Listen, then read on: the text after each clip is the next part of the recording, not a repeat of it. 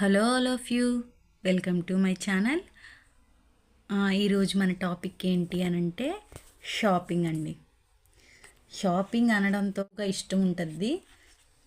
అంటే actually shopping అంటే ఏంటంటే అన్నీ వస్తాయండి దీని కిందకి. అది మన బట్టలు కావచ్చు, లేదా మన హోమ్ నీడ్స్ కావచ్చు, ప్రతి ఒక్కటి కూడా మనకి షాపింగ్ ఉంటుంది. ప్రతి దాని గురించి కూడా మనం షాపింగ్ చేస్తూ ఉంటాము. ఆ షాపింగ్లో మనం నార్మల్గా ఎంత మనీని వేస్ట్ చేస్తున్నాము మనకు తెలియకుండానే. అంటే మనకి తెలియకుండానే మన చేతులతోనే చాలా మనీని అయితే వేస్ట్ చేసేసుకుంటూ ఉంటాము. అందులో నాకు తెలిసినవి, నేను చుట్టుపక్కల గమనించినవి కొన్ని విషయాలు అయితే నేను మీతో షేర్ చేసుకుంటాను. వీటిని అవాయిడ్ చేయడం వల్ల మనకి ఎంత అమౌంట్ అయితే మన సేవ్ అవుతుంది అనే విషయం కూడా నేను ఈ వీడియోలో అయితే చెప్తానండి. ఓకే అండి, ఒకసారి ఇప్పుడు మనం వీడియో చూసుకుందాము. ఫస్ట్ షాపింగ్ అంటే ఓకే, షాపింగ్ అనేది కూడా నన్ను అడిగితే ఏంటి అని అంటే మన జీవితంలో షాపింగ్ అనేది కూడా ఒక అవసరమే. మనం సంతోషంగా జీవించడానికి మనకి బట్టలు అవసరము, హోమ్ నీడ్స్ అవసరము. కొన్ని వస్తువులు అయితే మనం కొనుక్కోక తప్పదు, మనం ఖచ్చితంగా కొని తెచ్చుకోవాల్సిందే. బట్ ఏవైతే మనం కొనుక్కుంటున్నామో వాటిని మనం గమనించి కొనుక్కోవాలి. అంటే బడ్జెట్ ఫ్రెండ్లీగా షాపింగ్ చేయాలి అనేదే మన కాన్సెప్ట్ అండి.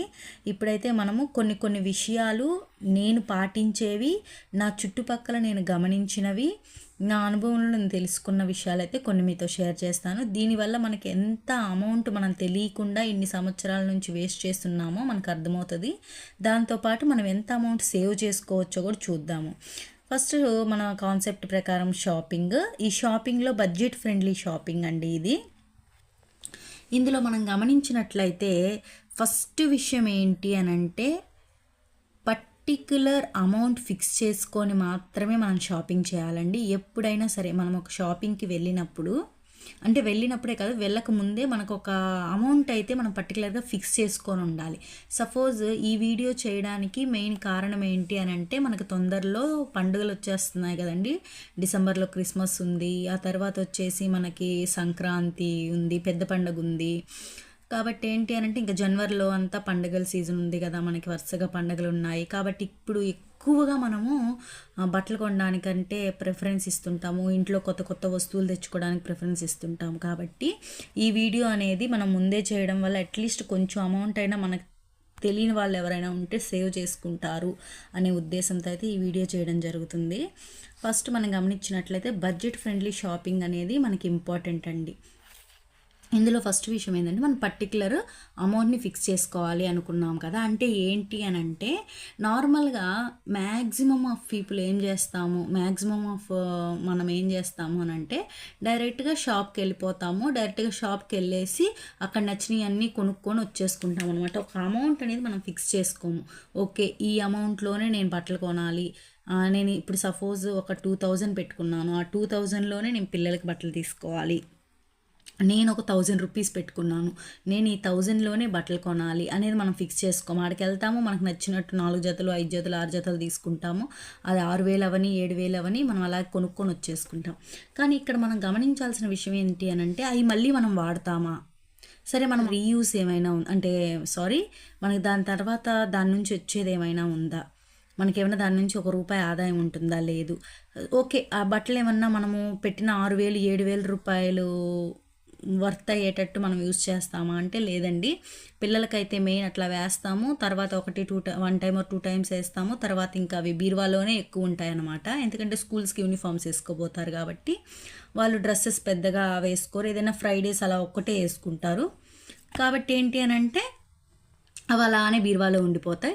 1 ఇయర్ దాటిన తర్వాత అవి వాళ్ళకి సెట్ అవ్వవు అనమాట. ఇలా మనం ఇన్ని సంవత్సరాల నుంచి చాలా అమౌంట్ అయితే ఇలాగే వేస్ట్ చేసుకుంటూ పోతా ఉన్నాము. కాబట్టి ఎప్పుడైతే మనము పర్టికులర్ అమౌంట్ ఫిక్స్ చేసుకుంటామో, అంటే ఫర్ ఎగ్జాంపుల్ ఒక 2000 రూపీస్ మన షాపింగ్ కోసం పెట్టుకున్నాము. ఇప్పుడు సపోజ్ క్రిస్మస్కో లేకపోతే సంక్రాంతి వస్తుంది, మనం బట్టలు కొనాలనుకున్నాము, మనం ఫిక్స్ చేసుకోవాలన్నమాట. ఓకే, పిల్లలకి మనకి కలిపి ఒక 2000 3000 చాలంతే. ఈ 3000 రూపాయల్లోనే లేదా ఈ 2000 రూపాయల్లోనే మన షాపింగ్ అంతా అయిపోవాలన్నమాట. అదేంటండి వాళ్ళు చెప్తారు ఒక్కొక్క డ్రెస్సే 1000 రూపాయలు 2000 ఉంది కదా అని. అవి ఉంటాయండి, కానీ మనం అలా ఫిక్స్ అవ్వాలి. ఫిక్స్ అయ్యి అందులోనే ద బెస్ట్ని ఎత్తుక్కోవాలి. ఒకటే అనుకోవాలి, మనం 5000 రూపాయల బడ్జెట్లోనూ షాపింగ్ చేయొచ్చు, 2000 రూపాయల బడ్జెట్లోనూ షాపింగ్ చేయొచ్చు. 2000 రూపాయల్లోనూ మనకు నచ్చినవి ఖచ్చితంగా దొరుకుతాయి, 5000లోనూ మనకు నచ్చినవి దొరుకుతాయి. కాబట్టి మనం ఎప్పుడైతే ఈ అమౌంట్ ఫిక్స్ చేసుకుంటామో ఆ అమౌంట్ మీద మనము చాలా వరకు అయితే అమౌంట్ ఫిక్స్ చేసుకోవడం వల్ల మనీ అయితే మనం ఈజీగా సేవ్ చేసుకుంటాం అన్నమాట. ఇది ఫస్ట్ విషయం అండి. తర్వాత వచ్చేసి క్లాత్స్ షాపింగ్కి ఎక్కువ ఖర్చు పెట్టకూడదు. అదేనండి మనం దీంట్లో మాట్లాడుకున్న విధంగా వీలైనంత వరకు తక్కువ ఇన్వెస్ట్మెంట్ పెట్టుకొని దాంట్లోనే, అంటే తక్కువ అమౌంట్ని మనము ఫిక్స్ చేసుకొని దాంట్లోనే మనం మొత్తం షాపింగ్ అయ్యేటట్టు అయితే చూసుకోవాలి. తర్వాత నెక్స్ట్ థింగ్ ఏంటి అని అంటే వీలైనంత వరకు ఆన్లైన్ షాపింగ్ని అవాయిడ్ చేయాలండి. ఎందుకనంటే చేతిలో ఫోన్ ఉంది కదా అని చెప్పి మనం ఎక్కువ ఆన్లైన్ షాపింగ్ చేస్తూ ఉంటాము. అది మనకు అవసరమా లేదా, ఆల్రెడీ బట్టలు కొనుక్కొని ఉంటాము. సపోజ్ ఏదైనా పండగ వస్తుందంటే ఆల్రెడీ బట్టలు కొనుక్కొని ఉంటాము, అయినా ఊరికే ఫోన్ మనం చూస్తూ ఉంటాము. ఆన్లైన్లో మనకి నచ్చింది అని అంటే అవసరం లేకపోయినా మళ్ళీ డ్రెస్సెస్ కొంటూ ఉంటాము. కాబట్టి వీలైనంత వరకు ఆన్లైన్ షాపింగ్కి అయితే దూరంగా ఉండాలండి. ఎందుకంటే ఎక్కువ మనీ మనం వేస్ట్ చేసుకునేది ఆన్లైన్ షాపింగ్లోనే. నెక్స్ట్ థింగ్ వచ్చేసి క్రెడిట్ కార్డ్స్ తక్కువగా వాడాలండి. నిజమండి, ఇది కూడా ఒక పెద్ద విషయము. ఎందుకు అనంటే క్రెడిట్ కార్డ్స్ మనం ఎక్కువ వాడేయడం వల్ల చాలా, అంటే కార్డు ఉంది, సపోజ్ మన చేతిలో పేమెంట్ లేదు, ఓకే కార్డు ఉంది కదా అని చెప్పేసి షాపింగ్ విచ్చలవిడిగా చేసేస్తామండి. ఒకటి కొనాల్సిన దగ్గర 10-15 కొనేస్తుంటాము. అవి వస్తువులు కానీ లేదా మన ఇంట్లోకి అవసరమైన విషయాలు కావచ్చు, లేకపోతే బట్టల విషయంలో కావచ్చు, షాపింగ్ విషయంలో కావచ్చు, క్రెడిట్ కార్డ్స్ని వీలైనంత వరకు తక్కువగా వాడుకుంటే మనకు మనీ ఎక్కువ సేవ్ అవుతాయండి.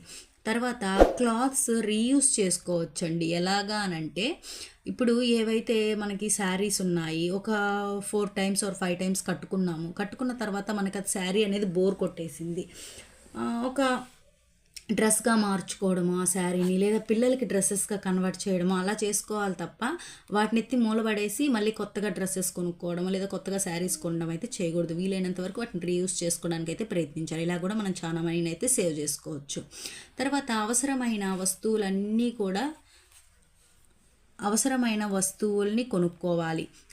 అంటే ఏంటి అని అంటే కేవలం మనకి ఇంక ఇది అవసరము, ఇది లేకపోతే మనకి జరగదు అనుకున్న సందర్భంలో మాత్రమే వస్తువుల్ని కొనాలి తప్ప విచ్చలవిడిగా అయితే వస్తువులను అయితే కొనుక్కోకూడదండి. ఎంత అవసరమైన వస్తువునైనా బడ్జెట్ ఫ్రెండ్లీగా ఉండేటట్టు చూసుకోవాలి. అంటే మనకి ఖచ్చితంగా ఆ వస్తువు అవసరమే, ఇంకా జరగదు అనుకున్నాము, కానీ దాన్ని కూడా వీలైనంత వరకు బడ్జెట్ ఫ్రెండ్లీగా ఉండేటట్టు చూసుకోవాలి. మనందరికీ ఇంచుమించు అవగాహన ఉంటుందండి. ఏ వస్తువు అయినా సరే మనకి 2 విధాలుగా దొరుకుతుంది. సపోజ్ ఒక వస్తువే తీసుకోండి, ఎక్కడ దాకా, ఎందుకంటే ఒక స్పూనే తీసుకోండి, ఒక్క స్పూను 5 రూపీస్లోనూ దొరుకుతుంది. అదే స్పూను కొంచెం డిజైన్స్ అవి ఇవి కొంచెం డెకరేషన్ అలా ఇలా చేసేసి 20 రూపాయలు 30 రూపాయల్లోనూ దొరుకుతుంది. కానీ అది మనకు ఖచ్చితంగా అవసరం, స్పూన్ అనేది ఇంట్లో ఖచ్చితంగా అవసరం అనుకోండి, వీలైనంత వరకు ఈ 5 రూపాయలదే రిఫర్ చేసుకోవాలంటే. ఎందుకు అని అంటే ఏదైనా మనకి యూస్ అవ్వడం కావాలి, కానీ అది 5 రూపాయలదా 30 రూపాయలదా మనకు అవసరం లేదు కదా. అందుకని చెప్పి ఎంత అవసరమైన వస్తువునైనా సరే బడ్జెట్ ఫ్రెండ్లీగా ఉండేటట్టు చూసుకోవాలి. నెక్స్ట్, ఒక వస్తువుని మల్టిపుల్గా యూస్ కోసం యూస్ చేసుకోవాలి. ఫర్ ఎగ్జాంపుల్ చూడండి, నేను చాలా దగ్గరలో గమనించాను, అంటే చాలా మంది దగ్గర చూశాను. ఏంటి అని అంటే ఒకే వస్తువును మనము 2-3 విధాలుగా వాడుకోవచ్చు అనమాట. కానీ వాళ్ళ దగ్గర సపోజు మన ఇవి ఉంటాయి కదా, స్ట్రైనర్స్ ఉంటాయి కదా వడగట్టుకునేవి, అవి ఒకరి దగ్గర చూశానండి నేను. యాక్చువల్లీ దాంట్లోనే పిండి జల్లడించుకోవచ్చు.